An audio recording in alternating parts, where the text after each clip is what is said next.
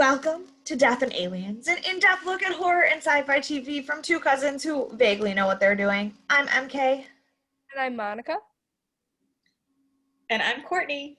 Yay, we have Courtney back to do a season wrap-up. This time we are talking about season 3 of Hemlock Grove. The last season and what seemed like the longest show that we watched. You know, it's funny though because we were at the point where we were not really enjoying the show anymore, but now that it's been like a week and a half since I've had to watch it, kind of miss it. I do miss it because for as much as flawed things, I think relies mostly on the execution of the show, the acting and the actors and the characters, we ended up really loving every character, or having some attachment, whether it be hate or love towards any character. It's sad to still see a character go that you've had an attachment with for us at almost a year now. I will say I just watched the last two episodes yesterday, so it hasn't been that long for me. I think I'm gonna have to read the book now, just to know how much of this was his fault. I honestly feel like the first season probably was, because there was a lot of obscure shit in that first season. That's the thing, the first season, I think, and this is something that I've read online, but I would have to agree with it, season 2 was the only season that felt coherent. Yes. Season 1 was a lot, and I don't really know. And then season 3, like I said last week, it was like they knew they got canceled. They wanted to wrap it up but make it as big as possible, so they just put way too much in. And I think that was a very big flaw that they did that. I think with so many storylines. No. Okay.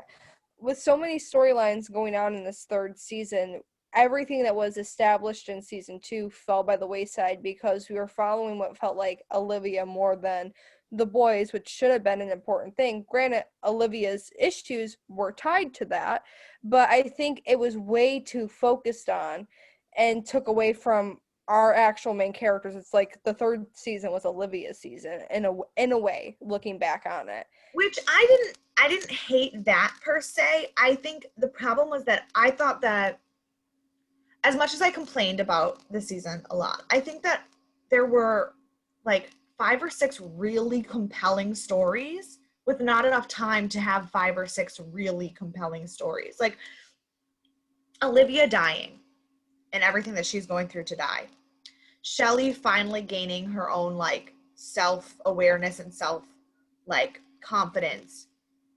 Price's backstory finally being talked about and his journey to figuring out who he was. The Destiny Andrea story and the backstabbing and all of that. Peter and Roman trying to find Nadia and Miranda. That's 5 different stories, none of which got enough attention because we were trying to do all 5 of them at once. Yeah, and it felt like the easiest way for them to tie them all up was just to kill everybody, which definitely ended everything, but in the lazy, cheap, oh, we don't have another season, let's kill everybody way, because we started way too much shit than we needed to. So to all you people online who are hashtag Hemlock Grove season 4, are you dumb? Yeah, I know there was that little baby stingray bitch. Who's coming back to fight it? Shelley? No, not happening. She said there was so much potential for this season because the 5 different storylines they had could have been done really well and would have made this season the best one. But they were all good stories. It's just too much. In 10 episodes, how are you going to do that?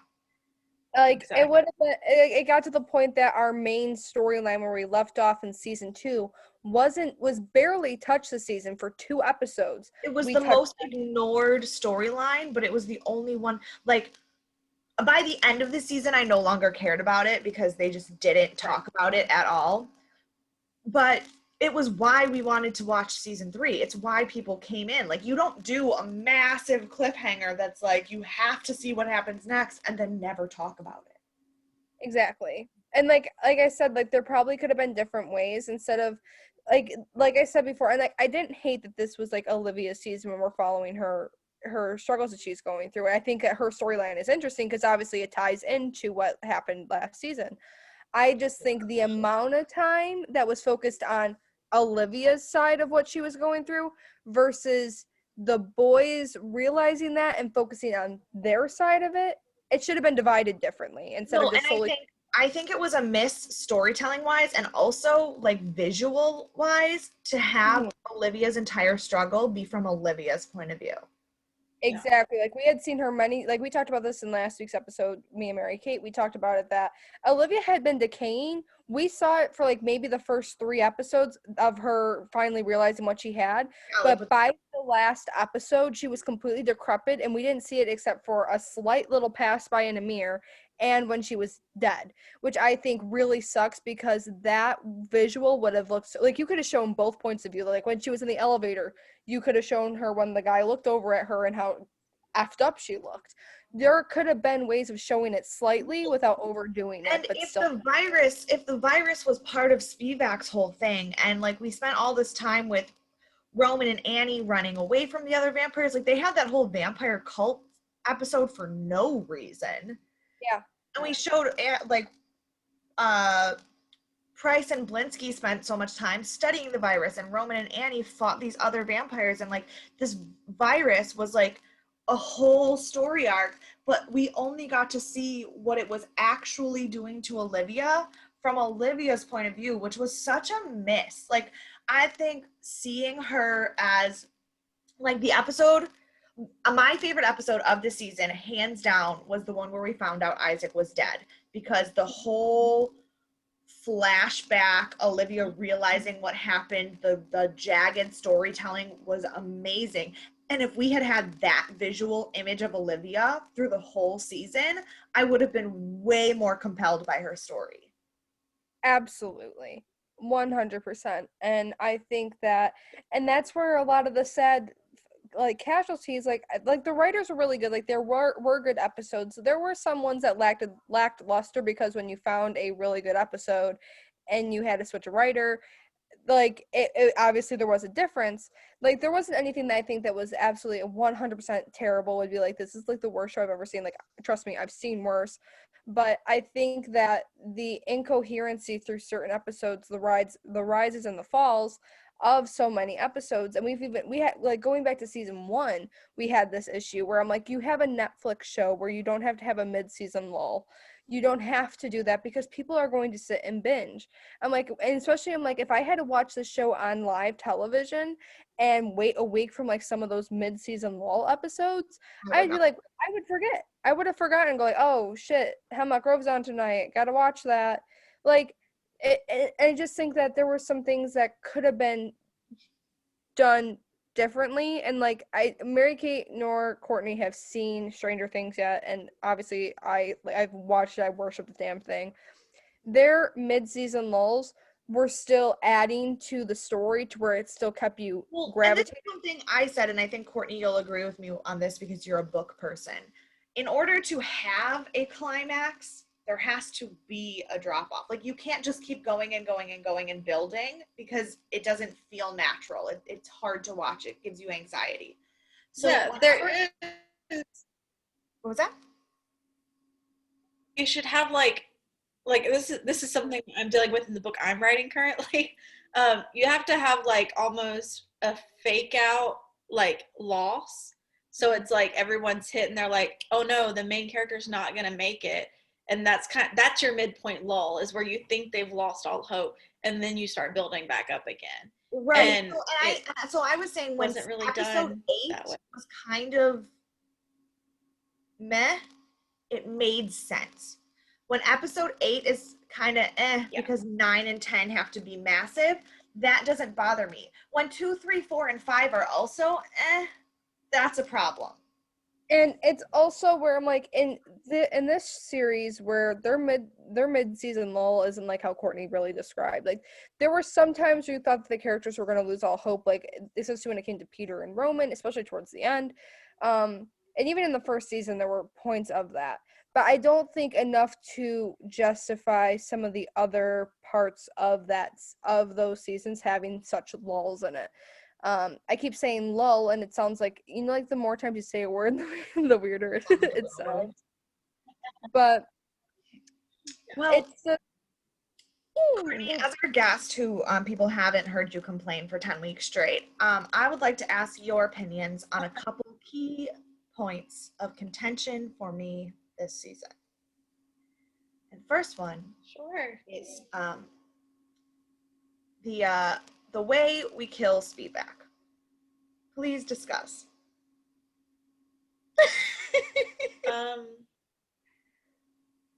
So I'm not gonna lie, you can cut this out if you want. I've already forgotten how he died. It was very. Was that the one where he died? It's perfect because that is how poorly written it was that you don't even remember. No, it was after all that buildup, literally just Roman had to bite him and then dead. Oh, that's right. I do remember because I remember the guy who died in the pool with all the stuff coming out of him, and then he bit him right after. So it was like such a big thing happened, and then it was just like, meh. Yeah, but after all that, the Jormungandr being the like boogeyman to vampires and this whole thing and this whole virus and all of this buildup, and then one neck chomp and he's exploded. What? Yeah, and he was like, he seemed like, I mean, he had the scales and stuff, so it was like he wasn't even human. So how did that? I didn't understand how that affected him so much. I agree, that was not well done. And like when Mary Kate was saying like how the Upir, the Jormungandr, is like the boogeyman, that's like Michael Myers coming into your house but seeing a child cry as his weakness. Like that's literally like so counterintuitive. How can literally you be the one thing that kills this thing and you're afraid of it? Like that just doesn't make sense. Also, I was real mad about all of the biblical reference buildup just being this sick fuck wanting to create a new world. I mean, I hate to be the let's say Debbie Downer, but so many storylines use that. Like it's such a constant thing where people use biblical buildups, and it always turns negative. I mean, even in true crime, you look at Bible John. He used scripture when he killed people. Like it's like biblical like scriptures are dragged through the mud, and it's constant, way more often than it's shown in a fight. Like I will say I am not, as you both know, a religious person at all. And for me, like you guys being like Mary Kate being Christian, my mom being Catholic, I grew up with religious beliefs until I decided to go a different way of life. And I feel like because of so many bad people tarnish such a good thing, that horror specifically likes to use that as their backing to scare extremely religious people. Like going back to like The Exorcist, my mom hates possession movies because of how the Catholic Church looks at demons and shit like that. Like she can't do possession. And I'm not for a second going to pretend that religion and the paranormal has always been a positive relationship. I'm not going to pretend that the Catholic Church or that any church has dealt with things well. There is a very fine line between being against something and being aggressive about it. And unfortunately, organized religion has a tendency to be the judge in a situation where they were not called to be a judge. And that gets portrayed in the media a lot. So it's not unwarranted. And right. As much as it hurts me because I am a Christian and because I belong to a church that is much more about like God's number one commandment was to love people and to like be good and to not be a judge because that's God's job, not yours. You can love people and help them on a path, but you don't get to tell them that they're on the wrong path. Like that's not your job. And so, like, for me, it's really difficult to watch sometimes because I'm like, that's just not real. But that is unfortunately what is real in a lot of places, in a lot of people's vision of religion. So, like, for me, it's more incorrect usage of the, like, you can make the Catholic Church be an asshole and that's not going to offend me because sometimes they're an asshole. But if you're going to actually use scriptural metaphors, know what the metaphor is. Like the scene where Annie was trying to preach to Roman about like being reborn and everything, and he was like, well, I guess there's just no room for me at the inn. I was like, what? You're not Jesus. That doesn't even make sense. Like, there's 800 other Bible lines you could have used that make sense. That one doesn't. And that's what happens because nobody in Hollywood is a Christian, so you have all these people who don't believe in God trying to write things as if people are talking about God, and it just comes off so fake. Yes, which that is very, very understandable.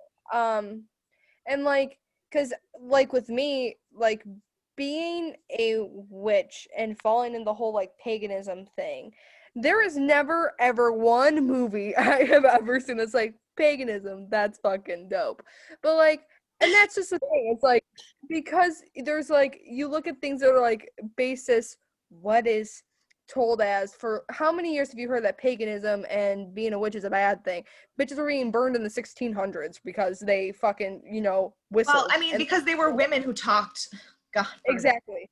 So, right. And I think that, and when it comes down to portrayals of like shit like that, it is hard sometimes because like it leaves people with like ill-informed, regardless of any religion. Well, and this goes. It's interesting because I was actually just listening to an episode of Morbid. I don't know if either of you guys listened to that podcast, Morbid. Love it. But this was a really old episode. It was back in the beginning. It was their Night Stalker episode. And they had been saying something about a pentagram. And someone corrected them in a comment about it being a pentacle. And they made actually a really fair point. And they were like, unfortunately, due to media, the pentacle and the pentagram have become super interchangeable in a lot of situations, which isn't true. But even though what Richard Ramirez was drawing was technically a pentacle, not a pentagram, his intention behind it was not a good one, which then takes away from what it is. So in his mind, he was going for an image that is the pentagram. And then there comes to what does something become something else when it's been shown that way too many times? Exactly. Like, religion in general has become in media something very different than what it actually is because of perpetuated stereotypes.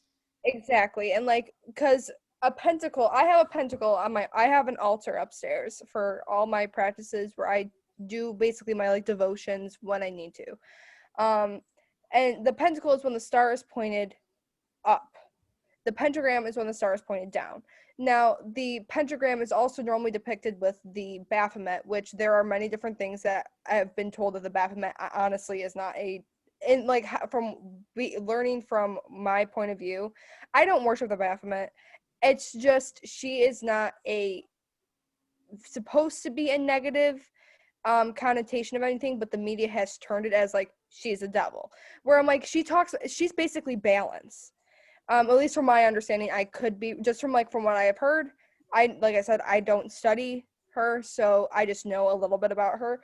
But which part of the issue is that for Christianity, any god or goddess type figure that is not God has been demonized, which so even if in your religious perspective it's not a bad person, with mainstream being Christianity for so long, that's where the evil idea comes from. And that's where it's like I would love to see like some like really cool, it could be for like any religion, and like especially because how blasphemous for not modern day, for mainstream Christianity, it's like anything that isn't God, Jesus equals bad. And I don't judge if that's how you ever look at life. I'm not even one to judge. I don't ever do that. But when it comes down to, I would love to see something really cool in the media about having a good positive story where witchcraft is a good thing. Besides in like a paranormal movie where you have like that one Spanish cleaning lady who like cleans the house and then they ask her a random question about witchcraft and they get rid of the demons. Like I think that's also kind of fucking racist, but that's beside the point. Well, speaking of racist views of religion, Right. this show has managed to fuck up Christianity, paganism, all East Asian religions, brujeria, like all of them. It has fucked up all of them. They just said, you know what? We know that there are some sigils that kind of fit this. You know what? We're going to put it in the scene because fuck it. Like, I would have been happier, like, especially when it came to Price's scene. I would have been happier if it was like a scientific parental burial type thing because he believed in sciences. He wasn't able. Was 0% religious. He was a gay scientist. He was a gay scientist who hated his parents. Like, what makes you think? Dad. He hated his dad. His mom was at the funeral. It was never, ever even a question in the show, so we don't know. Yeah. She was at the funeral. What? Yeah, that little Asian lady that was sitting in the front. I'm assuming that was his mother. Because it was her, Shelly, then his boyfriend, and Blinsky. Those were the only ones that were there. I just assumed they just picked an Asian person because clearly he must know other Asian people because the show is racist. This show picked up every storyline that has ever been problematic in the real world and was like, yeah, let's do that. Let's go ahead and pick that one.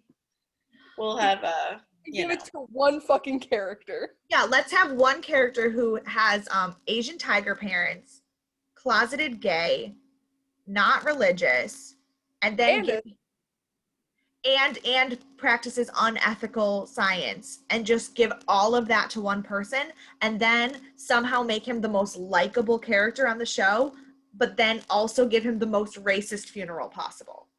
Right. Yeah. That's how they do it down in Hemlock Grove, baby. That's the way. What's your quote? Ain't that just the way? Ain't that just the way? Now, me and Mary Kate, about Price's service, because the timeline in that last episode That's the other thing.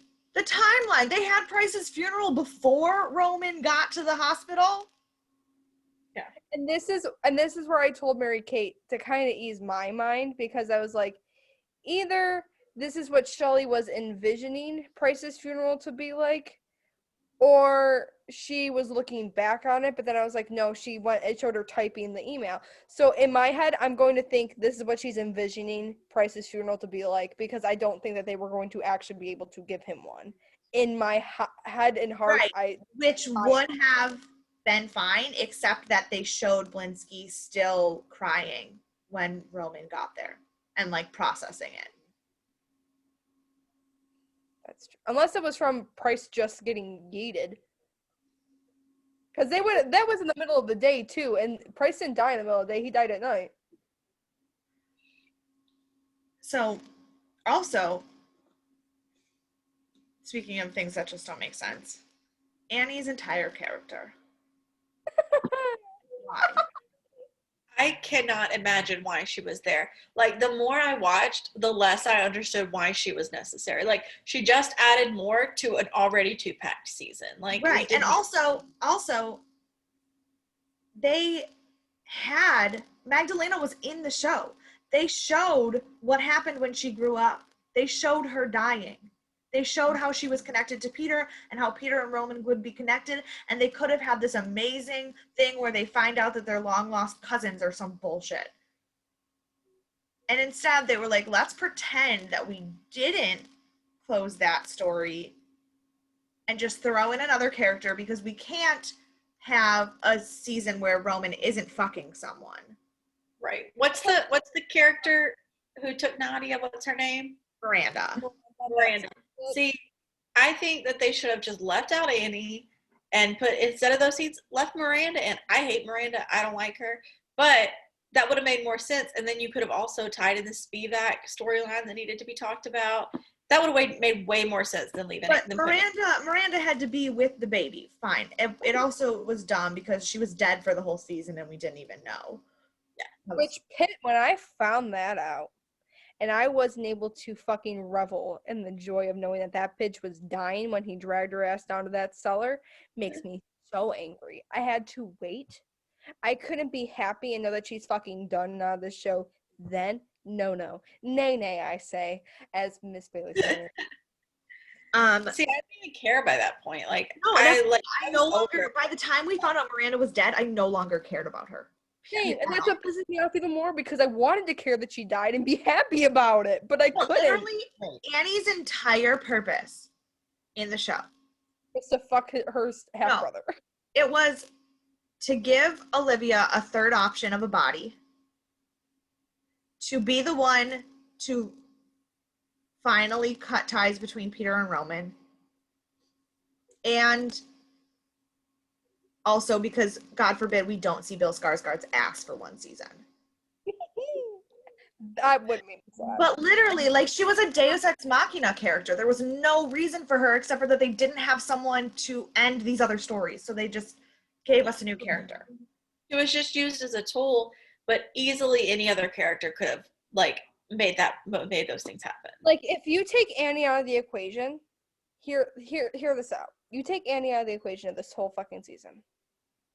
Roman and Peter get more time together to figure out what the fuck's going on with Nadia and Miranda. Olivia has less options, which means she's probably going to die sooner. Peter and Roman's connection would be continued from the Magdalena line from the first season, where they could have figured something out and they wouldn't have had to kill each other at the end of this season. Because I think that Olivia would have died with sooner when Roman told her to fuck off. And if we got to the point where Roman did kill Destiny, nobody would have seen it. Yep. Exactly. So literally, Annie's character was just there to ruin things, to give us a conflict that needed to be resolved. That's it. Yeah.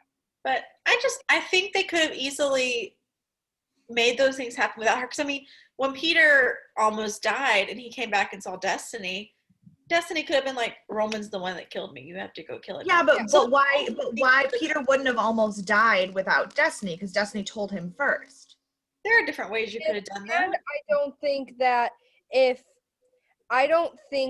if Roman and because Annie was already trying to do this weird thing where she was slowly introducing Roman to human blood after he'd been feeding off this Oopiear mix, which I think is what's supposed to make him this killing machine at the end of season 3, which he killed 2 extra people, which yeah, his spiral was really right. But I think that without Annie, she wouldn't have showed him human blood and he wouldn't have such a big craving for it for that big spiral to start. Literally, the only thing that Annie was necessary for was Roman finding out that there were other Oopiears and getting the information that he needed about the Jormunder. I agree. I was going to say, for speaking of Roman's spiral, I was convinced I had missed something when they were like, he's on a killing spree. I sat there for 20 minutes and I was like, surely I missed something. I wasn't paying attention or something. No, that's the problem. His spiral was about as intense as how I literally, obviously I compare everything to Twilight, but Edward's angst over Bella almost dying to the point where he then decides to commit suicide and ruin his life over thinking that because this girl might have maybe died, but he already saved her life. That is how spiraled Roman was. Yeah. Yeah. And when Twilight writes a spiral better than you fucked up. And on top of that, with Annie, I feel like Roman wouldn't have gotten to the point of killing Destiny because I think Roman was in this such fucked. He just found out he was fucking his sister and fucked her again. He was in such a chaotic head thing that he probably didn't know how to process anything because you can see a mood change in him. He is a person. But I feel without Annie being there, I don't think that would have happened. I think I don't think he would have knocked Destiny's ass out. I think he would have been like, hold on, let me explain what happened. You need to talk to Peter. Yeah, he was way too emotionally damaged to deal with Destiny in that scene, but the root of all of that emotional damage is Annie. Mm-hmm. And I think if you took out Annie and you took out these like other things where he kills Destiny, where he kills it, they could have easily written it to where everyone, first of all, didn't have to die. They could have closed it up easier. They could have focused on other storylines.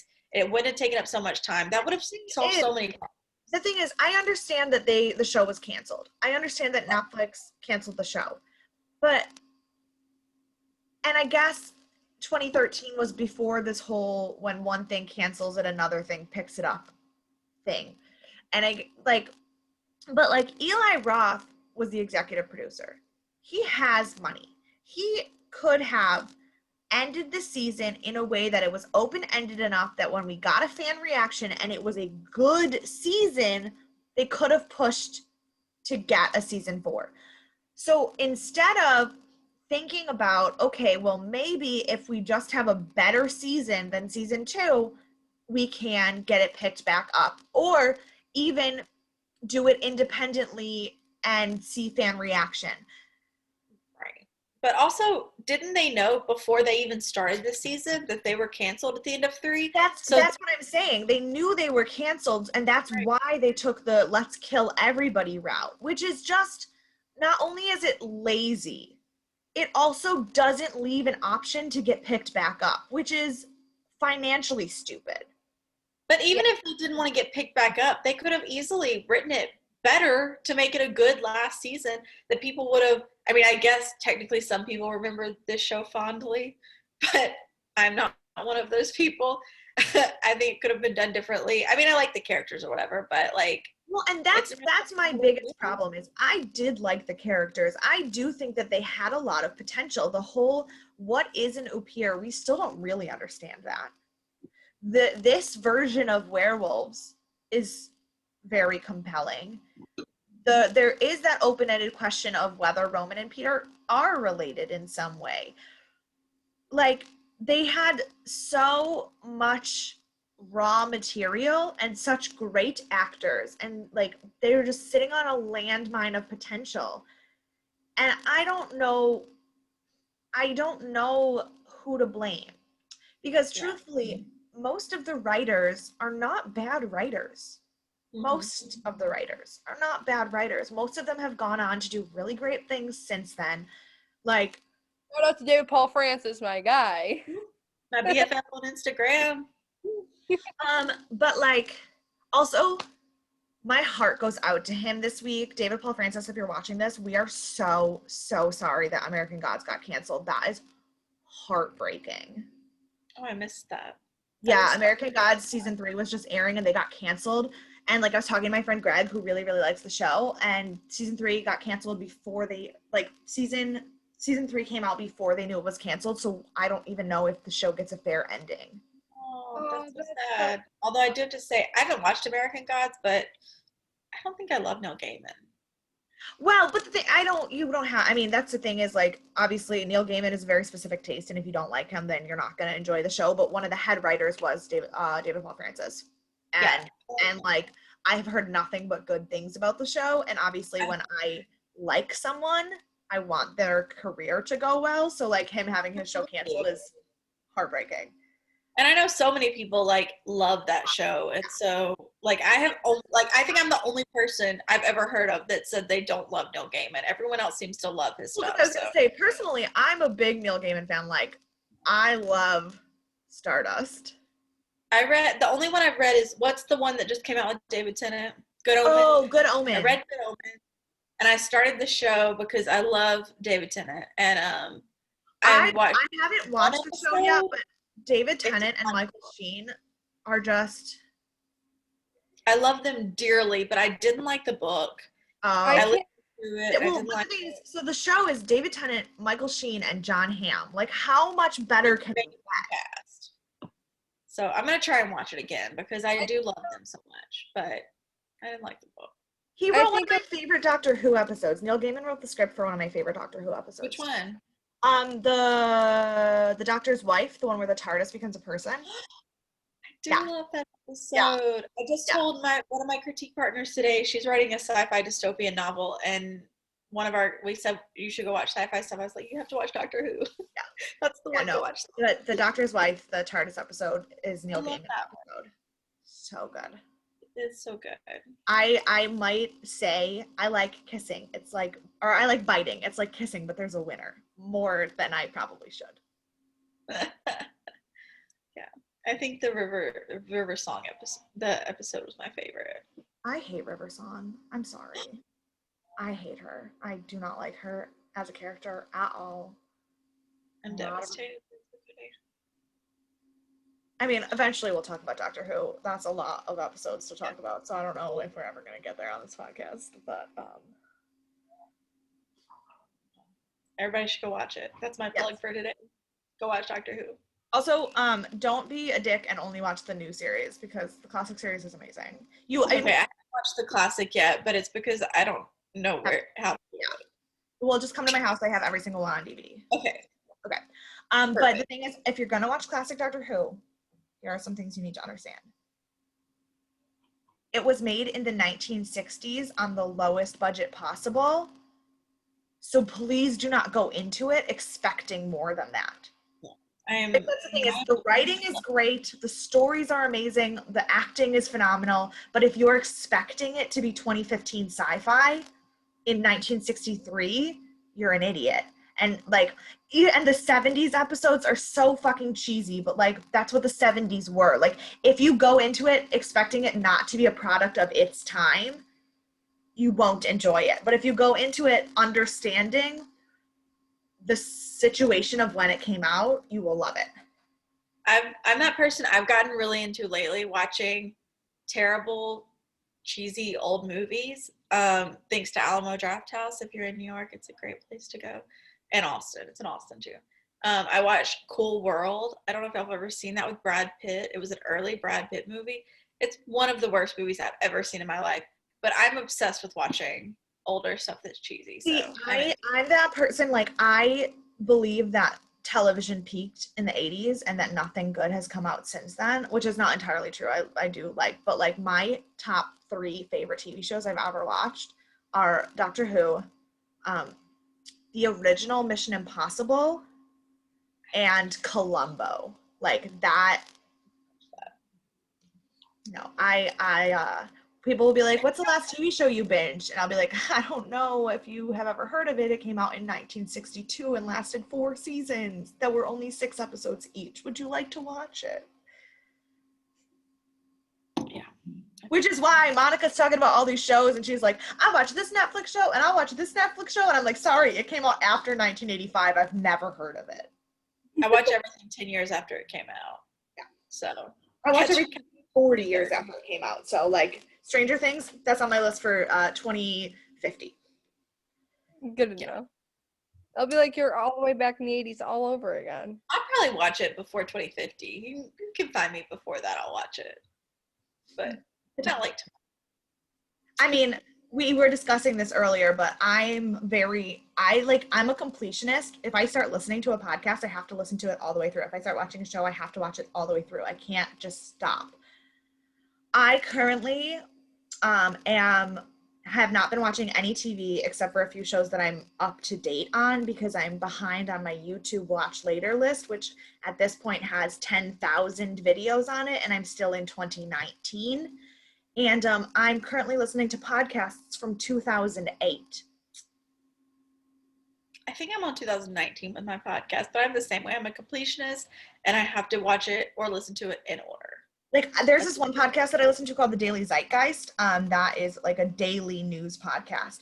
And my friend was like, it's a daily news podcast. Why would you go back and listen to it from the beginning? And I was like, you don't understand how my brain works. I'm currently on Daily Zeitgeist. I'm on December 2017. And they're like, it's daily news. You can't go back. Why would you do that? And I'm like, because I'm psycho. Same, please. And then there's me, where I'm just like, that looks interesting. Click. Like, and that's why, like, I don't listen to a lot of, like, story time podcasts unless, like, the story is complete. Like, I've put this podcast on here a lot. Cult Leader. I listen to that. They talk about true crime, and it's one episode. Wham, bam, shiggity, bam, bam. In one episode, you hear about the serial killer, and it's fun. Another podcast. They're all lasted an hour, which is nice. They're quick episodes. They're really, really quick. Spencer Henry does a really, really good job at condensing all the information to keep you really engaged in a very short amount of time, which is something that frustrated sometimes. I'm listening to a podcast and it's 2 hours and 15 minutes, not because I won't listen to the whole thing, but because I know I won't finish it in one sitting, and then I'm like, fuck. That's why I listen at work. Because I listen to it for like 8 hours straight. So I'll get through my 2-hour episodes. Well, I listen at work too, but I won't listen to the same podcast like all in a row. Like, I download the most recent episode of every podcast that I'm on, and then I just start. So like, actually the podcast that I am currently listening to that is in 2008 is a French and German language learning podcast. So I always start with that in the morning because that's the oldest podcast, and then just let my thing play. See, and then for like another really good podcast for our horror lovers on here as well, which you guys would probably hear of them before you've heard of us, but we're recommending podcasts that are way more famous than we are. Dead Meat Podcast with Dead Meat James and his fiance. I love, if you are on YouTube and you're watching us on YouTube and you have obviously love horror, there's a Dead Meat channel where he will talk about, he'll do kill counts of how every person in a horror movie dies and the ratio of men to women that die in horror movies, which I think is actually really cool. And so far, our poor boy Michael is, up until the 2018 release of Halloween, had the least amount of kills in the horror movie franchise. Poor boy. But besides that, also, I did actually watch 2 horror movies in the last week. Oh, which one did I finish? Oh God! But one, it's because I fell asleep, and then I just haven't had time to go back and finish it. And one, it's because I was only half watching it while I was getting ready, and I didn't care to finish it. The first one, the one that I didn't care to finish, was "Deliver Us from Evil." What was that on Netflix? Yeah, it's on Netflix, and it's starring Eric Bana as like a police officer, but like then there's like these demons, and he's like, but the thing is, it wasn't bad, but Eric Bana and Joel McHale are playing these 2 police officers. I also love Joel McHale. In New York City with ridiculously thick Boston accents, and immediately I was turned off. Like, I did not care about any of the rest of the plot because I was like, factually inaccurate. Yeah. Like, no way. What was the other one that you watched? Deadly Illusions. That one I haven't heard of. That it's brand new. It's only like 2 weeks old on Netflix, and it's starring Greer Grammer. And I love her. I will watch anything that she's in.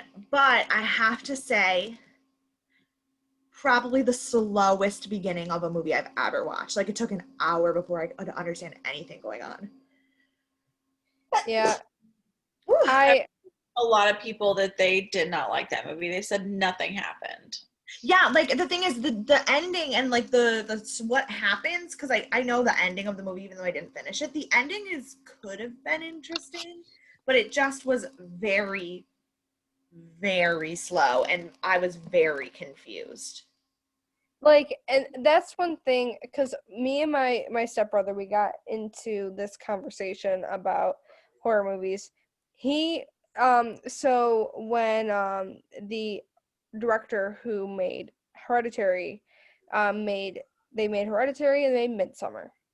Now, he does not like the cult stuff in Hereditary, but he loves Midsommar. Midsommar is about a Sweden cult who goes based off of old traditions, who are technically a cult. They do blood sacrifice shit. Cult. Whereas Hereditary isn't as in your face cult. It's more background stuff where when you watch it the first time, you won't notice it. So the plot, you're like, whoa, whoa, whoa, what the shit just fucking happened? And then you watch the second time, you're like, oh, so that's what that meant. That's how that did that, and that's how that did that. And then, like, we sat, after I watched Hereditary, me and my parents sat here for, like, a good 20 minutes discussing what the actual hell, how everything happened. And we're like, holy shit. Because the more paranormal side of it is in your face, while, like, the cult shit's just going, like, boop-a-doop-a-doo, while there's just creepy paranormal imagery on your fucking screen, so you're not paying attention to the background stuff as much. And that's why I love Hereditary, because I like it where it's like, here's the one thing that's going to be obvious, but that's not even what it's about. So I haven't seen those movies, but is it anything like The Village, the M. Night Shyamalan film? Honestly, it could, yes and no to, like, plot twist sense, Okay. but a lot more disturbing imagery for sure. And, like, if you can't do body gore, there are 2 scenes that I was squeamish about. Like, I love watching Saw, so. Did you like The Village, Courtney? I did. I watched it when I was really little. M. Night Shyamalan's one of my favorite directors. Okay, thank you. Me too. I was literally just watching a YouTube video, like, documentary about M. Night Shyamalan yesterday, and all these people, like, don't love his movies, and I love M. Night Shyamalan. Like, okay, I will give you, Avatar was terrible. That was a disgrace. That doesn't count. That doesn't count. But I didn't hate Lady in the Water. Everybody hated I haven't seen Lady in the Water. I saw him in real life. I went to the premiere. He's the one who directed Servant on Apple TV that I keep talking about. Nobody else will watch. I love him. I saw him in real life at the premiere of it. I love him. I love him. I like M. Night Shyamalan's movies. They're really not bad. I think that they're interesting, and the plot twists are always really fun. The only thing with M. Night Shyamalan, you see him as a director, you're like, okay, there's gonna be a twist. Like, you go in, no. But here's the thing. But that's the thing. Lady in the Water doesn't have a twist. Oh, really? Yeah, he made Lady in the Water was the first movie that he made that he was like, the twist is that there isn't a twist. And it got really bad reception because of it. And then he went back to the twist. So, like, what happened was, so obviously he did The Sixth Sense, and then he did Signs. what was The Sixth Sense and The Village? Signs was around that time too. Signs, yes. Okay, Sixth Sense, Signs, The Village. So everybody was like, oh, okay, M. Night Shyamalan, plot twist, got it. And then he did Lady in the Water, something else that had really, really bad reception, and Avatar. So it was like 3 flops right in a row. And then people are kind of like, well, maybe he's a one-hit wonder kind of thing. And then he did, oh no, The Village had really bad receptions. I loved it. I know. But then he did Glass. Yes. No, Unbreakable is the middle one. Unbreakable is the middle one. I've only seen Split. Oh no, I lied. Unbreakable is the first one. Split is the middle one. Glass is the last one. Yeah, I've only seen Split. So he did Split, and people were like, oh, he's back. Like, we have M. Night Shyamalan back. And then he did Glass, and, like, he was back on an upward trajectory. And the thing is, like, yes, you go into an M. Night Shyamalan knowing that there's going to be a plot twist, but you still never figure it out. You still never. It's so cool so he's doing Servant on Apple TV right now, and it's his first TV series he's ever directed. Yeah. And it is bonkers. Like, every episode, it's like you get an M. Night Shyamalan twist in almost every episode. It is insane. It's like, my mom hates series. She gets mad when I mention something's a series, even if she's not watching it. She's mad about it. She would go home every Friday night and watch this. Like, she gets off at like 11 or 12 at night a lot of the times, and would go home and, like, stay up and watch the new episode of the first season because it is that good. I'm behind on the second season, but it is. Oh, and Rupert Grint, God bless.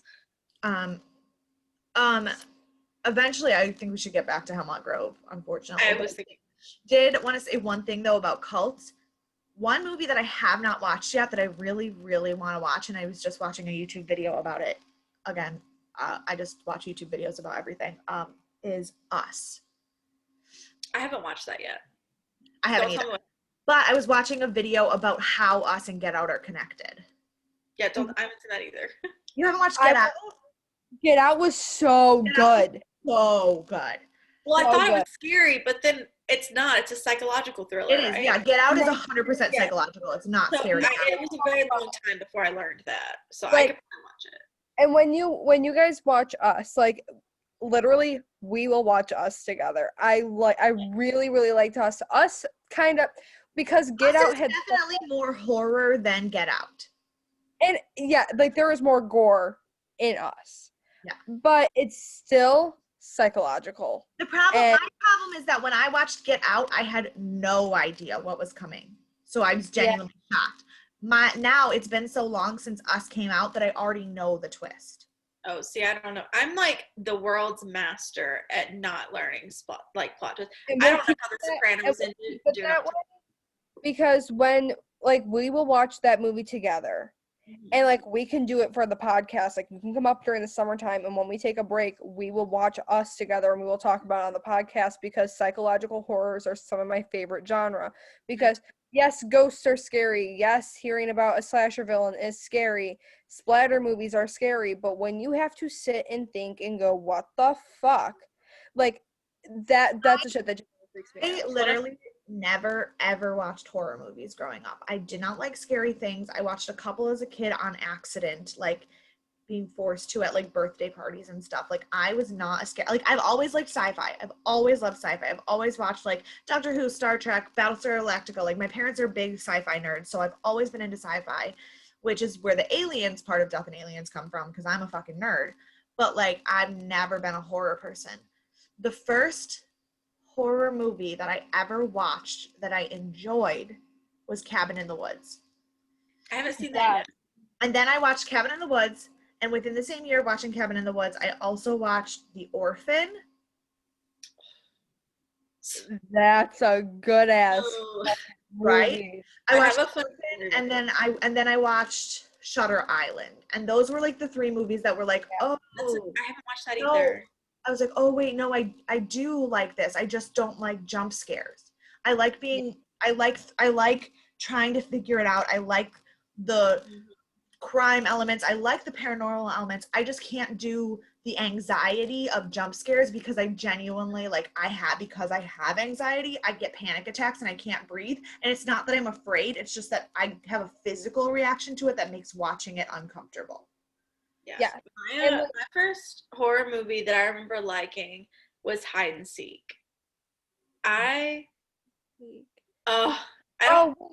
Was that that one that came out recently with the girl? No. It was older. Let me see. I can't remember who the director was. I'm gonna have to look it up. But I watched it as a child-ish. So I watched The Village and liked it, and I watched Hide and Seek and loved it. I made my family buy it for me, and I would watch this movie on repeat, and I'm still pissed that there was not a sequel. So it came out in 2005. Robert De Niro was in it, and Dakota Fanning. It was, if you haven't seen it, you should watch it. It's so good. But my funny story about The Orphan, one of my birthdays when I was in high school. Hey, shout out to Hide and Seek because Famke Janssen was in it too. Oh, I didn't know. What? Oh, like the girl who played Christina, right? No, Famke Janssen. Yeah, Olivia. Oh, shit. That was before I knew her, but I loved that movie. Yeah, one year for my birthday, my friends insisted on throwing me a party, and they're like, we're going to rent movies. They rented The Orphan. And then they all brought their significant others, and I was single at the time. So we were watching a horror movie, so everybody's like cuddled up together, and I just like went to sleep for my birthday, and I was pissed. And everybody was like, "Did you have a good birthday?" And I was like, "I took a nap while you all watched this movie and cuddled with your." Did you ever go back and watch it? I finished the movie. We watched something else, and I fell asleep during the second movie. Oh, okay, because I was going to say because it's actually really good. There's a true story that's very similar to. Yeah. Like, and which that's fucking insane to think about. Like, and that's the one thing, like, because I had watched Orphan, a while ago, and I haven't rewatched it, and I've really only have seen Orphan once, but I remember the big plot twist and how it was done, and it was so fucked. Mm-hmm. And the actress that they have playing her did a phenomenal fucking job. Phenomenal fucking job. And I just sit and I think, and I'm like, oh my, like, how, I I literally I fucking can't. I It's can't. It's Like, even wilder. There's a true story that it's based on, or that's yeah, like. and honestly, Orphan isn't as talked about as it should be. So I don't know how many of you have watched it. So I'm gonna we're gonna keep this spoiler free. Go fucking watch Orphan right now. Turn this fucking shit off and go watch Orphan. You will genuinely be fucking Well, scared. speaking of this fucking shit, though, eventually we should probably finish our discussion about Hemlock Grove. That is very true. I hope you guys enjoyed this little interlude of things you'd rather be talking about than Hemlock Grove once again. I hide and seek tied in because it had Famke Janssen. Yeah. It was perfect. It was great. So what did we like?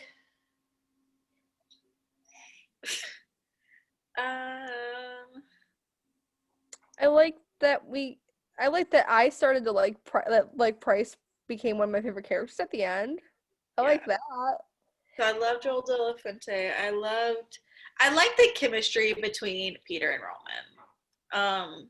I felt like the chemistry between Peter and Roman was off this season.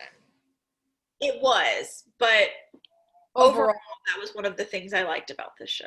Oh yeah, for sure. Also, Landon and Bill are still best friends, so I know, yeah. That makes me so happy that they're so fucking homies. I'm like, get out of here. Get out. Things that I liked. I liked the last moment. I liked the last moment of the episode, not counting this fucking fish thing because I don't count that as part of the show. But the very last moment of the season, I thought was the most well-written moment of the entire season. That is very fair. Back on things we don't like, because it seems like that's more that we have to talk about than good things. One thing I don't like about the season, that Shelley's happy ending was with a groomer. Don't like that. She technically could be 18 at this point. I don't fucking know how long it's been. My problem with that is that I don't like that nowhere in all of the critical response to this season and every complaint that I've ever read, every blog that I've read, every article that I read, every review that I've read that has had horrible things to say about the show, not once was that brought up. Exactly, which I don't like. Like, we're more mad about the fact that Olivia is hallucinating a cultural appropriation than we are about a literal grooming. Yeah. Like, obviously, like, was Chongo's character well done? Like, is it culturally appropriate? No, but it's also a dying person's hallucination. It doesn't come from a place of being culturally appropriate. It comes from literal derangement. It's okay that that's not okay because that's the point. I will say one thing that I did like, surprisingly. So y'all told me that Peter was gonna kill Roman. Yeah. And so I knew that going in, but even though when Peter got buried, I was like, was someone wrong in their spoilers? Like, I was almost convinced that Peter died still. Like, even though I knew the ending, I was convinced that maybe I had heard it wrong. And so I thought that was a nice twist, that like you really did think he died and it was the end, and then he didn't. Roman's speech before Peter kills him might have been my favorite Peter Roman dialogue moment for the whole season. My favorite Peter Roman interaction this season was when they both kind of agreed that they're not going to step back from what they were going to do, and they had that conversation in the woods over the phone. It was weird, but I think it kind of showed that even though they both knew what had to happen, they both it still showed that they still respected one another for who they are. I lied. My favorite Peter Roman moment of the season, actually, Peter wasn't in. It was when Price asked Roman if they were gay lovers. Yes. That was my favorite moment. Yep. And because the thing I find really funny, because me and Mary Kate, when it was like early morning when I was filming, so it was late at night for her, and we were like looking stuff up, and it said that that Landon was talking about that the chemistry was not between Roman and Peter was never in the script. It was just how they were with one another. Literally, the like, whole are they or aren't they gay thing didn't come about until mid-season 2 because it was never actually written in the script season 1. That's just how Bill and Peter were with each other, so eventually the writers took it and ran with it. Like, that was entirely created by the two of them. Like, it wasn't Peter and Roman. It was Bill. Yeah. Yeah. Like, that's who it was. Like, we're not no. Yeah. But I did like that there wasn't a love triangle with Peter and Roman this season. Because, I mean, as much as we hated Annie, I appreciated that it was very much only Roman interested in her, because if it was 3 seasons in a row of the same trope conflict, I would not have been able to handle that.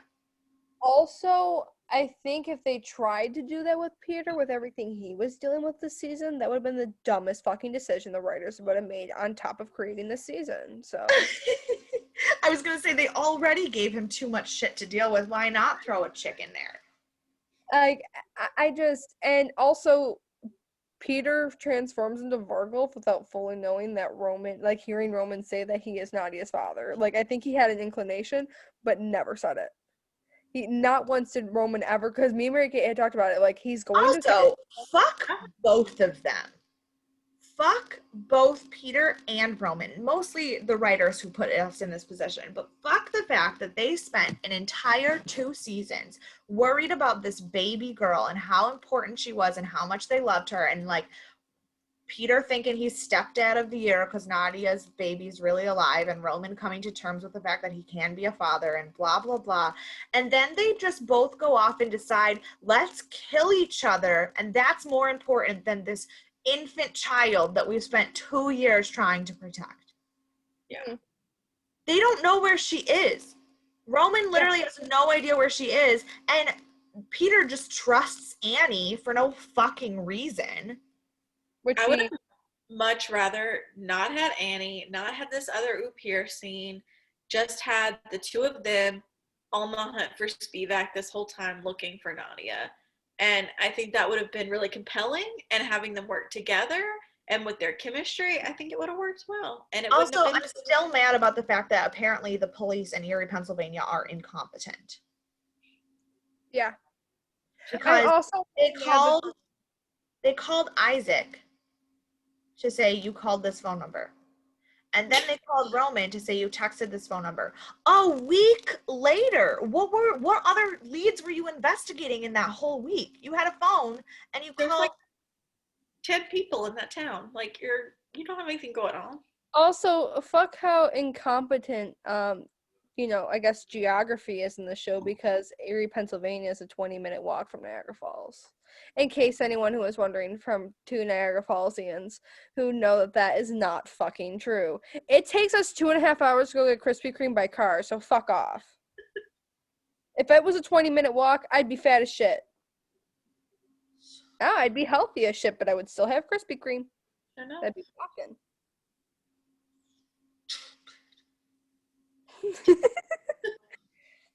And like, also they never noted that, like, if you know national fucking landmarks, like, yeah, that's Niagara Falls. Not once did like Peter or Bill go, how the hell did we end up in Niagara Falls? Like, I feel like that would have been an understandable question, because maybe like Spivak has like, I don't know. The problem is they were trying to pretend it wasn't, and it was just a waterfall. But like, bro, you're on the eastern seaboard, near literally a national landmark. The problem is, too many times previously in the show, they tried to use real geography. In season 1, they talked about the river that runs through town that flows upward. They've talked about where they are. Although I did once spend a 5-hour deep dive on maps of Pennsylvania to find out that this town cannot possibly exist, but that's okay. They used a lot of actual geography to create a fictional place and then just said, fuck it. Yeah, I was talking to my friend who's a filmmaker earlier today, and he was talking about like when you do a film, and he does a lot of short stuff for film festivals, and he was saying like you have to pick out your locations and then find your story. Like you can't go the other way around. And like with Eli Roth directing this and with having Netflix backing you, like you have the money to figure out your locations before you put your story there, especially with following the book. They were filming in Southern Ontario. Yeah, exactly. Which is where a lot of it's filmed. I mean, but no, and it makes perfect sense. And I have no problem with them doing that. And you can film in Southern Ontario. And obviously the closest waterfall, the big water that you would get to from Southern Ontario is Niagara Falls. Fine. Right. But edit it in a way that it is not obvious that you are standing at the abandoned power plant in Niagara Falls. Like exactly. It was literally, before I even saw the falls, when they popped out of the stone, I literally was like, the fuck? Because that is from my bedroom window, I can see that. Yeah. Like you drive down the Niagara Falls Scenic Parkway, you see that bitch. Like, oh, they stood on that rock. Not that they changed the name. I was like, the Niagara Falls Scenic Parkway. And with having that type of money and that type of like name behind your show, you can definitely like make that fit. You can edit that out. And like I was saying about there are a lot of things that use Niagara Falls as a backdrop because they need rushing water. I get it. Fine. But also you used correct aerial shots of Buffalo. You had the ability to cross the border. Within a 30-minute drive from Niagara Falls, there are at least 5 smaller waterfalls that would not have been as conspicuous. Mm-hmm. It just, although I don't know what people would have done if Bill Skarsgård was just at like Glen Falls Park. Well, you can work with angles and stuff too. I mean, even if you're gonna shoot landmarks, you can like do angles that'll make it not right. Like there's a way to film that without it being.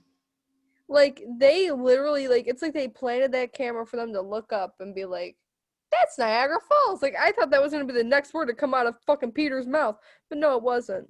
Oh. It's about how much he loves Roman. I was like, aw, too bad you're gonna kill him next episode. Sorry if I just got a close-up on that titty. I have this thing right here. Oh, hey, look. And Peter was right there. Like, it was so obvious.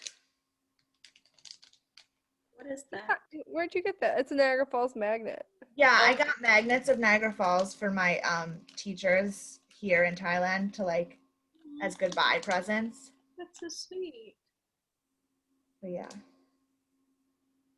But now you can send me a Niagara Falls magnet. They were only $8 on Amazon. Oh.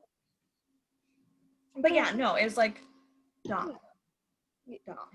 Now, this is another part where we're looking for hopeful things for next season. But as you guys know, there isn't a fucking next season. So, is this where we announce what our next show is gonna be? Or should we announce it at our DNA awards? That's true. I think now while I'm here. Wait, would Courtney know the show? I don't know, but I also realized I don't know how Courtney's gonna watch it. I will. I'll figure it out. I'm handy. It's not available on streaming. That's okay. I'll figure it out. She just goes on Amazon and buys. Buy it. That's what I was about to say. Hell, I bought like 4 Marvel movies this year just because I'm trying to watch Marvel stuff in order. And like the Blade movies, I paid for both of those already this year. Like Disney Plus, I like when we had Disney Plus, like in the beginning of quarantine, we used Disney Plus and they had them all in chronological order. Like from when like the events happen, not like release date order? No, I started at like the first Marvel movie from the 80s. Like not MCU universe. I started from the beginning. Like I watched Howard the Duck this year. And I'm currently on Mutant X. Which okay. The next show that we are watching is exactly 1 season long. It's only perfect. 1 season, 20 episodes. The whole season is $19.80 on Amazon. It is from 1975 because I don't do current things. We are going to be reviewing Kolchak the Night Stalker. Yay! Basically, my dad was like, hey, you and Monica are doing this show that is about horror and sci-fi. And there's this show that I watched when I was a kid that was both horror and sci-fi, and it was the only show I ever watched as a kid that actually scared me. So you guys should watch it. And then my dad goes, I don't know where you're going to watch it. And I said, Dad, you own the whole show on DVD. He said, I do? I said, it's on NBC for free. oh. So for on the Peacock app? It doesn't say it's on the Peacock app, so it may just be on their website. I think it's just on their website. Oh, nice. Yes. So okay. It's free on NBC. Okay. But yeah, no, I own it all on DVD because my dad buys things and then forgets that he bought them. Same.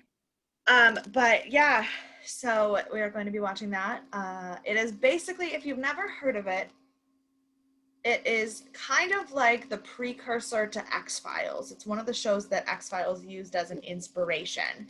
And it is a more of an anthology type show than a single plot, but it is about this man named Kolchak, who is a detective, aka the night. He's the actor plays Ralphie's dad in A Christmas Story. Yes. And he is a detective of the paranormal, and it is kind of like Twilight Zone. Noir detective meets X-Files meets Twilight Zone, kind of.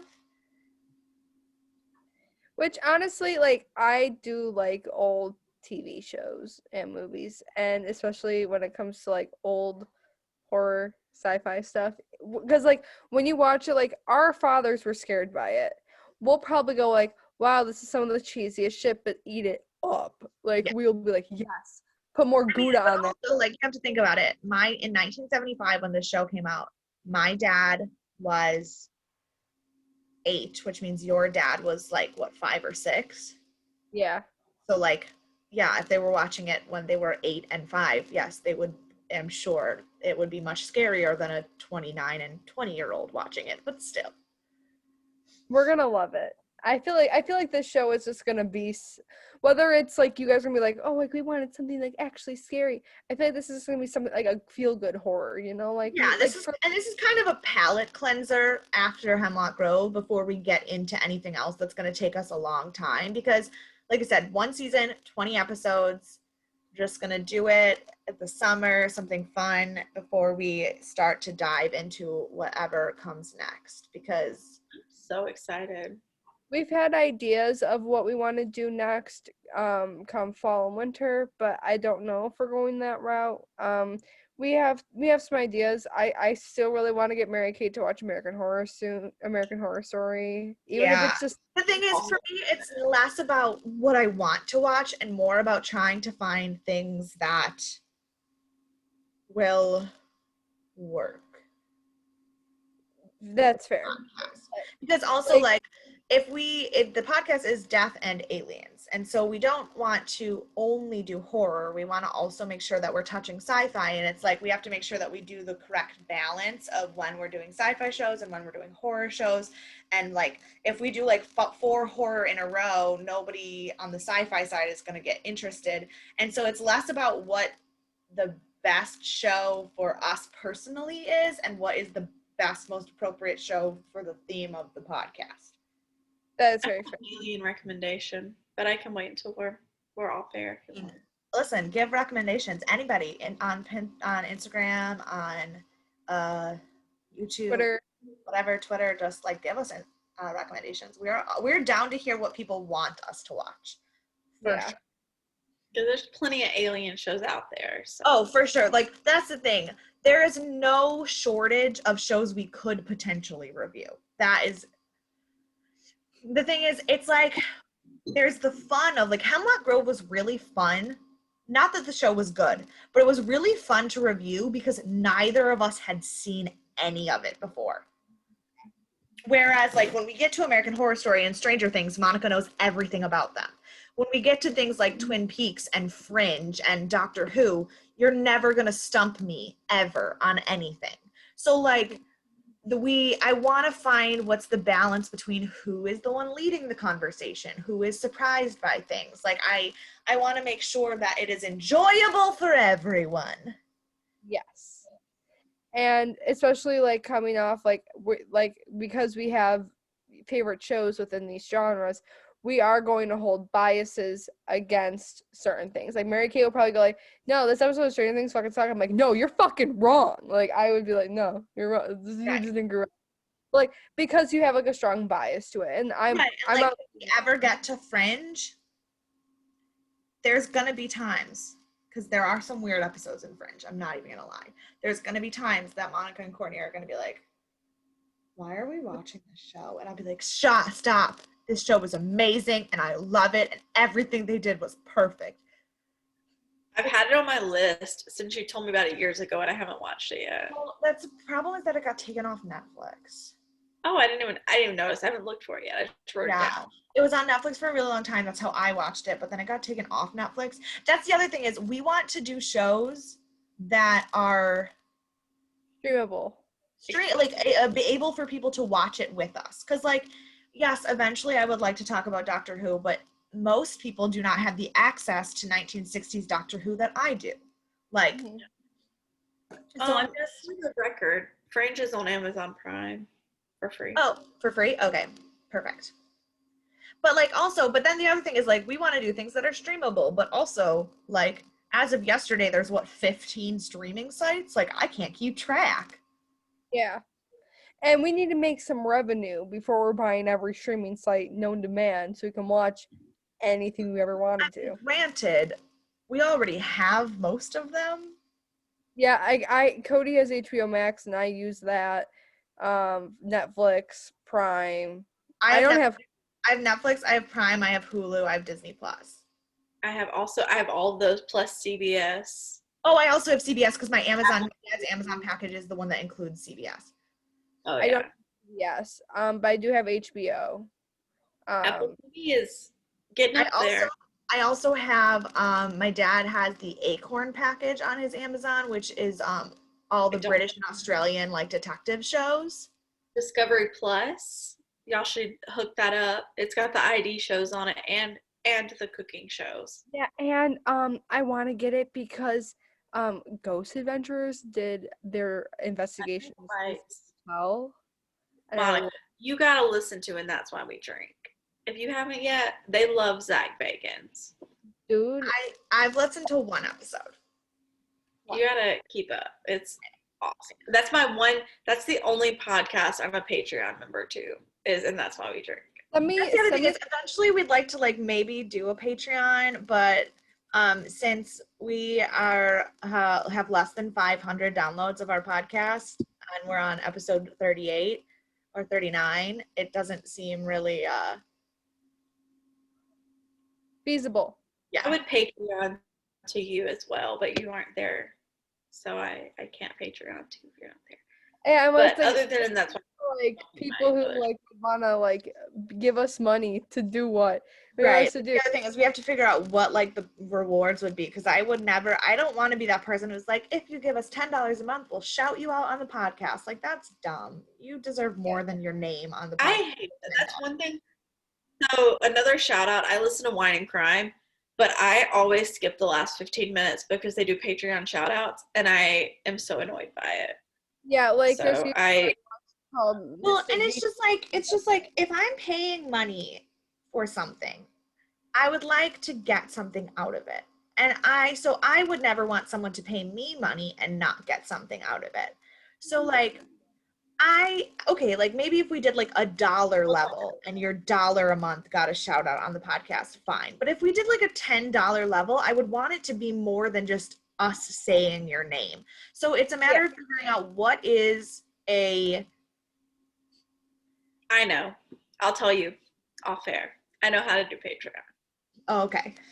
Let me influence you with my business. Courtney is officially now our business manager. Unfortunately, she is unpaid because we don't make any money on this podcast. I'm happy to assist. I'm going to give you guys all a spoiler. Courtney is going to simply just tell me and Mary Kate to shake our ass for $10 a month on Patreon. Patreon, $25 a month level, free OnlyFans. Just Absolutely. kidding, I don't have an OnlyFans. They're going to wear masks. You can wear the Scream mask, the William Shatner face. My God. Here's the problem. Here's the problem. I literally considered making an OnlyFans, but you have to use your actual, like, real bank and stuff information and, like, your social security number, because, like, you have to actually pay taxes on money you get on OnlyFans, which people are surprised by, which is ridiculous. But, you have to use like real information. It's a job, right? So I can't use like a fake email address. I'd have to use my real information. And also my driver's license and passport numbers are linked to my teaching certificate. And I don't know that would really Why? Yeah. Unfortunately, the rest of the world is not on board with the oldest profession we've had. So we have to follow worldly stuff. That's my favorite songs. Just shout out to old emo songs. The Devil Wears Prada had a song called Prostitution is the Oldest Profession, and I, dear madam, am a professional. I love that. God bless. Also, here's the thing. Here's what we'll get you for $50 a month. Me and Mary Kate dressed up as slutty slasher killers. Boom. That's Monica would do that for free if you told her she was pretty. So like, don't listen to that. I'm trying to have a business trip. Mary Kate. This is your how you're gonna make money.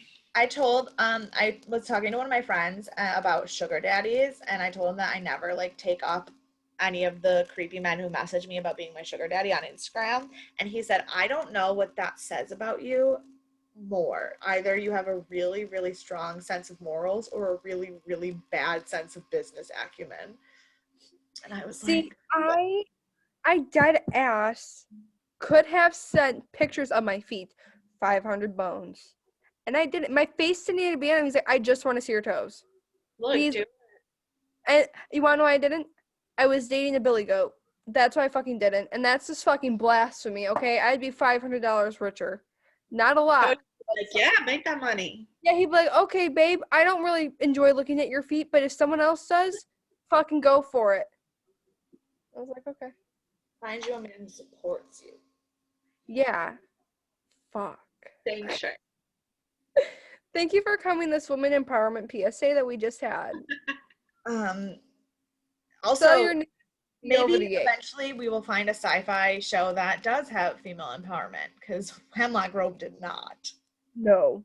They were all helpless and really just there to get. The woman who ever had any like chutzpah in the show was Olivia, and she was vilified for it for the whole show. And I loved her the whole time for it. Oh, yeah. I'm trying to think, do you think any single episode of Hemlock Grove would pass the Bechdel test? Absolutely not. 0%. The Bechdel test. The Bechdel test is a test to see about television.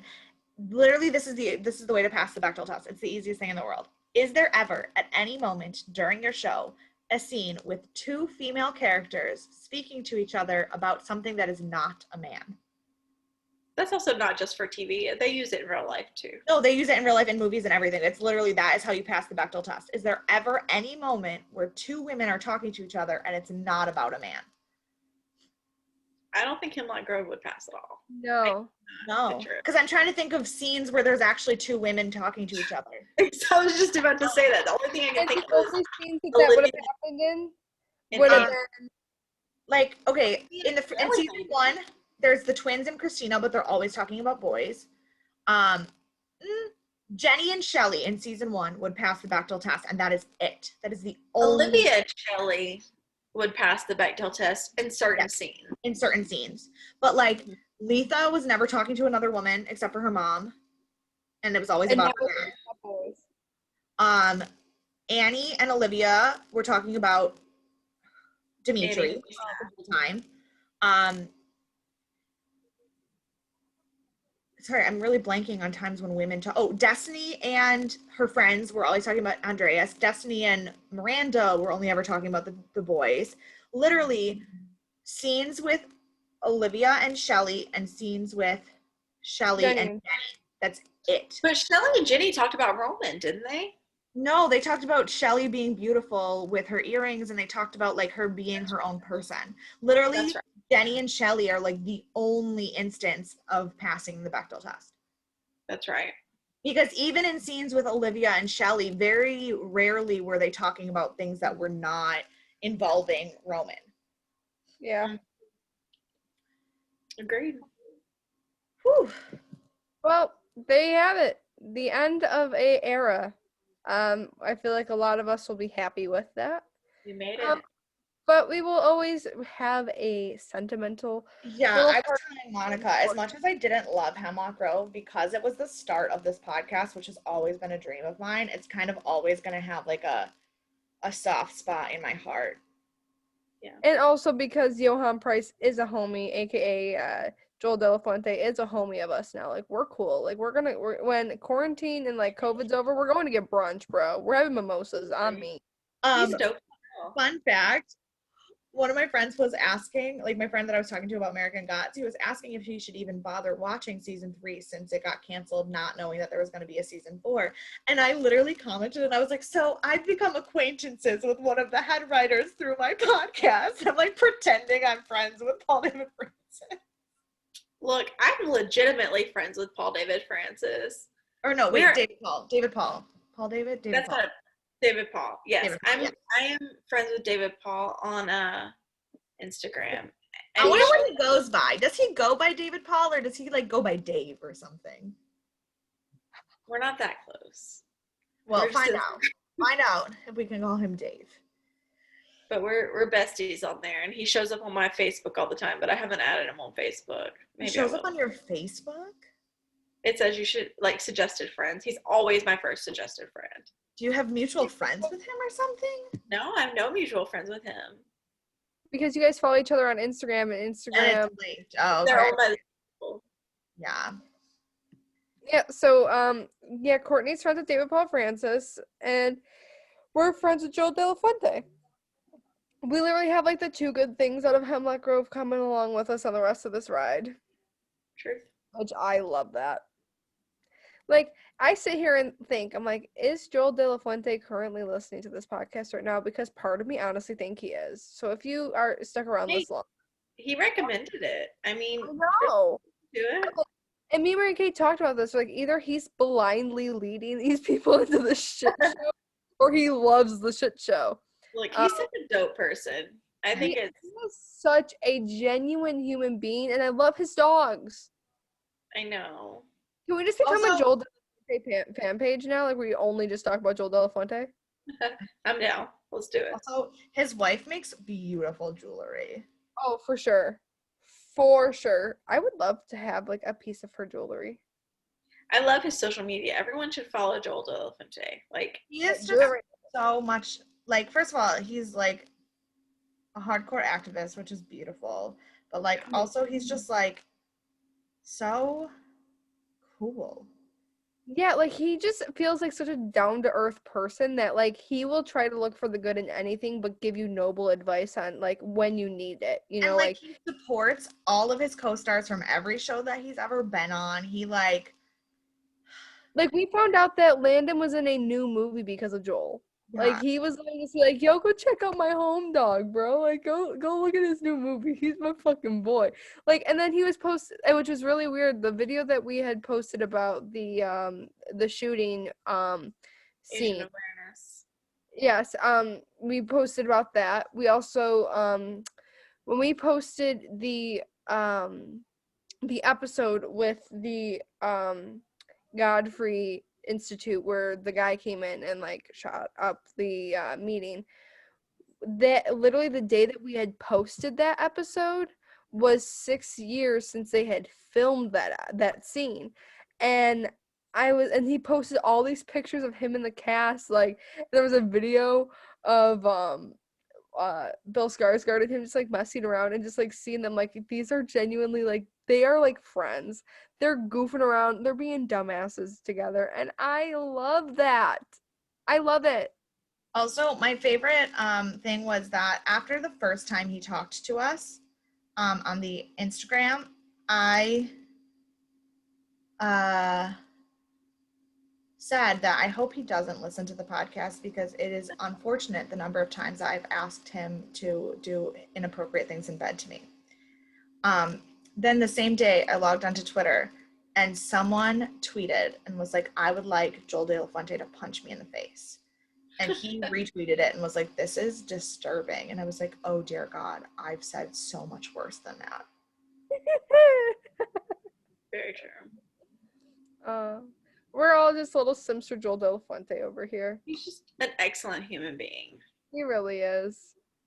And I hope that with everything that we have given, like the criticism, but I feel like we have to, because the good things will speak for themselves when it comes to the show. Well, and also, like, how it wouldn't be interesting to listen to a podcast that was just like, everything is so good all the time. I love it. Like, you wouldn't believe us. If we didn't complain about things, you wouldn't believe us. Exactly. But with all the criticisms that we've had to say and all of the pitfalls of the show, it will be something that will be missed, and I hope that we did it justice with where we could in talking about it and commemorating the actors the way they deserve to, writers, directors. And I think that, you know, this little group of people, they did make something really, really nice. I just wish it would have been a little bit nicer. Well, I mean, there are a lot of people that are like fans of the show that are like follow it still and wish it was still going. So like they made something that impacted people, whether or not, you know, it was good. Like, it's not a show I'm necessarily going to recommend to others, but it did impact other people. And so, like, you know, I think that's what's important about a show. If it impacts one person, I think it's important. So, I mean, and I will be the first to admit that I enjoy garbage television. Like, I sometimes just want to turn my brain off and watch straight up garbage. I watch a lot of reality TV. But I am not doing this podcast to tell you what I like and I don't like. The podcast for me was supposed to be a way to share all of the crazy, like, literary analysis that I do every time I watch a show, because if you guys think that I have gone in hard on this show, imagine trying to watch TV with me ever, because this is literally what I do. This is how my brain works. And I was tired of just telling my mom. Yeah. And for me, like, did I hate Hemlock Grove? No, like I said, it's been a week and a half since it's over, and I was like, oh, I kind of miss watching this trash every day. Like, I enjoyed it. I have serious problems with it from an analysis standpoint, and I'm not going to fake my analysis to make this a happy podcast. Like, even in shows that I really, really love. Like, yes, I am a Fringe stan girl. I will defend that show till the end of time. If we ever do it on the podcast and you hear me really, really, truly getting into it, I'm not going to be nice all the time then either, because that's not what you do when you're critically analyzing something. That's the whole point of being critical. It can't be perfect. Like, yeah. And for the most part, like, I've been pretty clear that my problems are things with, like, plot holes and timeline issues and character development not being where it's supposed to be. Did I think it was a fun show to watch? Yes. Did I love some of the shock value? Yes. Do I love some of the characters? Yes. Do I think that there were serious problems with how some of the characters were written and the time that they got and the stories that they deserved? Also, yes. Exactly.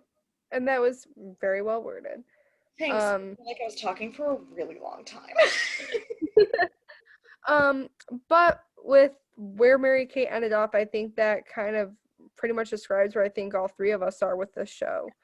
Once again, thank you to any of the cast, crew, anyone who has had a part of Hemlock Grove to even touch this podcast with a 10-foot pole.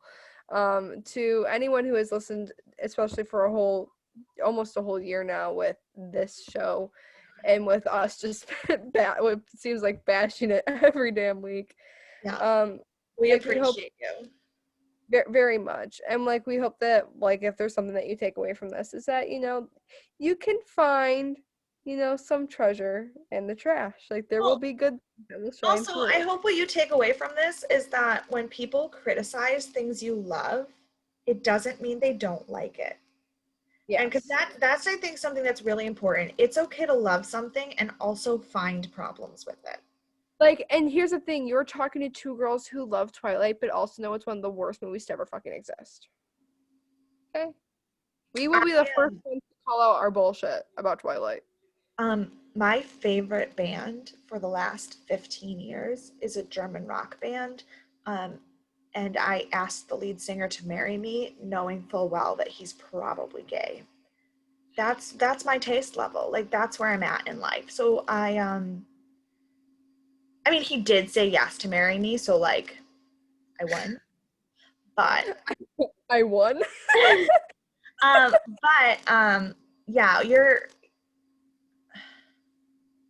no, we are not here to tell you your opinions are wrong. We're just sharing our own. Exactly. And like, as an outsider from someone who's not a host of the show, this podcast, I mean, it appreciates art from like whatever standpoint you're at. Every show, like I was just saying, if it impacts one person, it's important. And I think this show, like Death and Aliens, like outlines that. I mean, there are plenty of problems. Everything that's ever been produced, ever been written, like I'm a writer. Everything that's ever been written, there's something wrong with it. You can find it if you look for it, but at the same time, you can appreciate it still. Like it doesn't. Like, you have to look over those things and. Like, if we weren't sitting down watching the show looking for issues, I guarantee you, me and Mary Kate would walk away wanting another season. I still probably wouldn't because everyone's dead. Right. But you wouldn't be doing this. You'd be like, oh, this fucking sucks. What the fuck? And then we still probably would have been mad about the Stingray thing because that was a stupid thing to do anyway.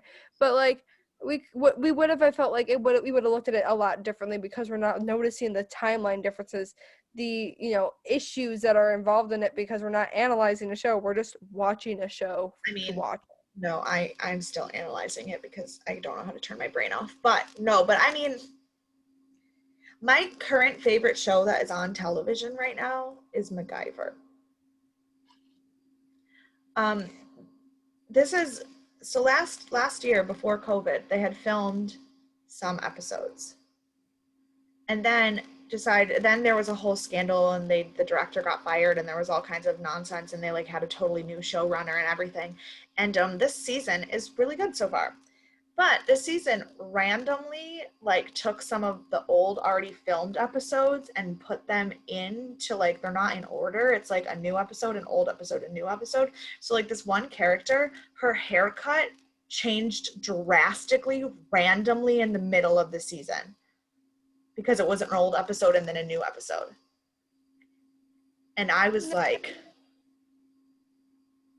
what the fuck is this? I'm so sorry, but I'm pretty sure that's Khloe Kardashian. Khloe Kardashian doesn't look like Khloe Kardashian anymore. I don't know whose face she has, but it's not hers. Divine knows. I'm really sorry. I learned from Billy Jensen that it's important to keep the same haircut for a whole season. So like, because it shows time. Yeah. Without having to say it. He does really well at that. I'm a big Billy Jensen stan, so. But as awesome as tonight has been, we do have to say goodbye. Yeah. Because for me, it is going on to 1 a.m. and I have Same. Easter breakfast in the morning. And I look like this, and I've had to pee for the last hour. So I've been kind of squirming in my seat, but we were on such like a good roll, I didn't want to stop it.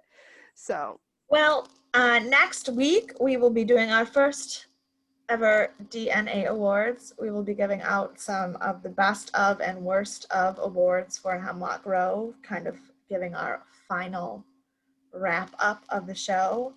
There will still be at least one more Hemlock Grove episode after that, purely because at a minimum, the day that I am flying back to America, I do not have the time to give you new content, so it will be a blooper reel of some of the dumb shit that Monica and I say while trying to get ready to make this podcast. Exactly. So some of the footage that we have filmed that is not actually in the podcast is It's awesome. As It's- someone will see some of the early content when I'm on here, it's gonna be funny. yeah. Good time. So there will be some of that, and then we also have some potential surprises in store later. But yeah, potential surprises, like the OnlyFans. subscribe to our Patreon. Just kidding, we don't have one yet. But like, if you want to send us money, you can always Venmo me. Yeah, shoot us. I use Cash App, not Venmo. I have Cash App, I have PayPal, I have Venmo, I have Prompt Pay, which only works if you're in Thailand, but like still. You also can do cash transactions. You want to just meet me up in the street, make it look real sketchy, like we're selling drugs, but we're actually just, not doing that. You're just giving me money. That's what I want to do. I'll meet you in the street, Monica. Okay, we have to dress in trench coats though, and I have to open up my trench coats and show you my wristwatches. I was about to say, I'll keep clocks in there like on Freddy Fish. Yeah, there you go. My God, that was literally one of the outfits on Drag Race this week. The category was pockets, and one of the girls literally had a trench coat, and when she opened it, it was just watches, and it was like the recreation of the scene from Hercules. They were following Freddy Fish. Don't play. No, she literally in the interview said it was because of the scene from Hercules. She lied. That's what I'm saying now. Okay. So yeah, I'm gonna go get a Kool-Aid jammer. I'm gonna go pee. Jealous. I'm gonna turn my air conditioning on because I can't keep it on while we're filming because it's too loud. And I don't know if you know, but April in Thailand is the hottest month of the year. On Friday, it was 106 degrees. So Ew. So if you'll watch this video, you'll see my skin progressively get redder and redder and redder because I'm dying right now. Ew. You can follow me on Instagram and Twitter at EMKAY_superstar. And you can follow me on Instagram at monica.lynn_ and on Twitter at mon_lynn_. Courtney, your turn. Follow me everywhere at CE Cloud 13. Everywhere. I'll let you know if I'm doing something else on one of those handles. There you go. She's really not, but she tries. She will like all of your stuff. She'll probably never post her own stuff, but she will like all of your stuff. I will absolutely like all of your stuff, and I am writing a novel that will one day be released in 2022. And you can follow us on Instagram and Twitter at Death and Aliens. One word. One word. And next week. Yeah. Bye. Bye.